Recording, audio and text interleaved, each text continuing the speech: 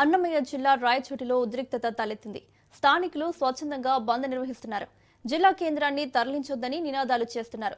రాయచోటిని మదనపల్లి జిల్లాలో కలిపితే ఊరుకునేది లేదని హెచ్చరిస్తున్నారు. రాయచోటిని మదనపల్లి జిల్లాలో కలుపుతున్నట్లు వార్తలు రావడంతో నిన్న ఇద్దరు యువకులు ఆత్మహత్యాయత్నం చేశారు.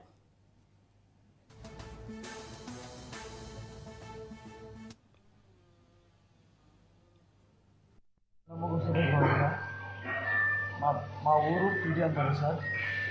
నాకేమంటే మదనపల్లె సాయంత్రం వచ్చి మదనపల్లె ఆల్మోస్ట్ మదనపల్లి జిల్లా చేస్తారని చెప్పేసి పుకార్లు వచ్చాయి సార్.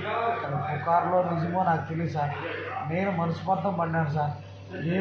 మేము కన్నా మదనపల్లి జిల్లా చేశారంటే కన్నా మా అన్నమయ్య డిస్టిక్ మొత్తం అంతా నాశనం అయిపోతారు సార్. ఆటో వాళ్ళు, పేద కుటుంబకులు మొత్తం అంతా నాశనం అయిపోతారు.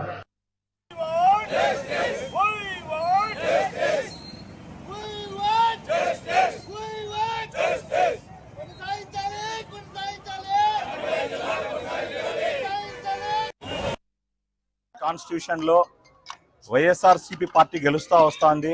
ఇంతకుముందు ఎలక్షన్ ప్రచారంలో గౌరవ ముఖ్యమంత్రి వర్యులు నారా చంద్రబాబు నాయుడు గారు రాయచోటి జిల్లాని కొనసాగిస్తానని చెప్పి అందరి మధ్యలో మాట ఇవ్వడం జరిగింది.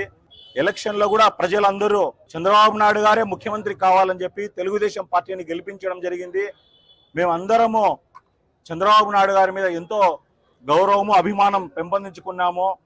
రాయచోటి జిల్లా తీసేసి మదనపల్లి జిల్లా అదనంగా ఇస్తే రాయచోటి ప్రజల మనోభావాలు అందరివి దెబ్బతింటాయి. వెనుకబడిన ప్రాంతం అభివృద్ధి చెందాలంటే జిల్లా కేంద్రం రావాలని ప్రజలందరి ఆకాంక్షల మేరకు అందరూ ఉద్యమించడం, ప్రభుత్వం స్పందించడం, అప్పుడు ఏర్పాటైన